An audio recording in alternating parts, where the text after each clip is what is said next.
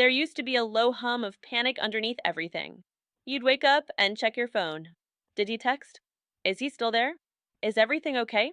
You'd analyze his tone, read into his silence, search for signs that he was pulling away, losing interest, preparing to leave. You lived in a constant state of bracing, waiting for the inevitable. The day he'd realize you weren't worth staying for. The day he'd find someone better. The day he'd just disappear. So you managed his moods. You made yourself easier. You didn't ask for too much. You didn't complain. You stayed small and agreeable and low maintenance because maybe, just maybe, if you were perfect enough, he wouldn't leave. But the fear never went away. It just lived in your chest. A quiet terror that no amount of reassurance could silence. Because you didn't trust his staying. You didn't trust that you were enough to keep him. And then something shifted. Not because he proved himself. Not because he finally said the right thing. But because something inside you changed. You stopped living like his leaving would destroy you. You stopped panicking. At first, it felt strange. Almost wrong. Like you were supposed to be anxious. Like caring meant worrying. Like love meant fear. But the panic just wasn't there anymore. He didn't text back for a few hours and you didn't spiral. He seemed distant one evening and you didn't catastrophize. He went out with friends and you didn't imagine him falling in love with someone else. You just lived your life and trusted that whatever happened, you'd be okay. This didn't happen overnight. It happened in small moments. Each time you chose not to check his location. Each time you didn't send the anxious follow-up text. Each time you sat with the discomfort of not knowing instead of reaching for false reassurance. You started building a life that didn't revolve around keeping someone. A life that was full on its own. Friends, hobbies, work you cared about. Moments of joy that had nothing to do with whether he was happy with you. And somewhere in that building, the fear lost its grip. Because here's what you finally understood. You can't control whether someone stays. No amount of perfect behavior, no amount of vigilance, no amount of making yourself smaller will guarantee that someone won't leave. People leave. Sometimes for reasons that have nothing to do with you. Sometimes for no reason at all. But you can control how you show up for yourself. Whether you stay present in your own life. Whether you build something worth living even if you're living it alone. When you no longer panic that he will leave, it's not because you've become cold. It's because you've become whole.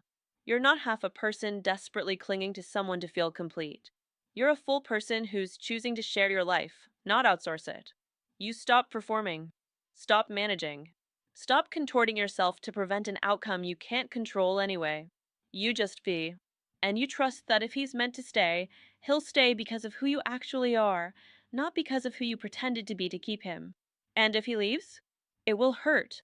You're not numb. You're not detached. You still love him. But you know now that his leaving wouldn't unmake you. You were whole before him. You'll be whole after him. His presence is a gift, not a lifeline. The silence where the panic used to live is unsettling at first. You keep checking for it, like feeling for a missing tooth. Is it really gone? Should I be more worried? Am I caring enough if I'm not anxious? But slowly, you realize the silence isn't empty.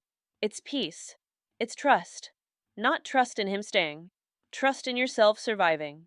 Trust that you're worth staying for, and if someone doesn't see that, it's their loss, not your failure. You stop auditioning. Stop proving. Stop earning the right to be loved every single day. You just exist. And that's enough. This is what secure love feels like. Not the absence of fear because everything is perfect, but the absence of panic because you know you'll be okay either way. You love from a place of fullness now, not from a place of fear. You give freely, not strategically. You're present, not performing. You're here because you want to be, not because you're terrified of being alone. And paradoxically, this makes everything better. When you stop clinging, there's space for real connection. When you stop managing, there's room for authenticity. When you stop fearing his leaving, you can actually enjoy his staying. The tightness in your chest is gone. The constant vigilance is gone.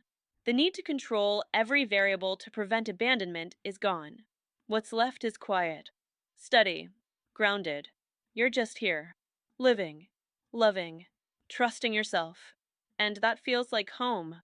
So if you're still living in that panic, still checking for signs, still bracing for impact, I want you to know it doesn't have to be this way. You can build a life where someone's leaving wouldn't destroy you, where love is a choice, not a survival mechanism. You can stop panicking. And in that stopping, you'll find something you didn't expect: freedom, peace, yourself. And that's the safest place you'll ever be. Thanks for being here. If this resonated, let me know. When did you stop panicking? What shifted? And subscribe to The Unhurried Woman for more reminders that your peace doesn't depend on anyone staying.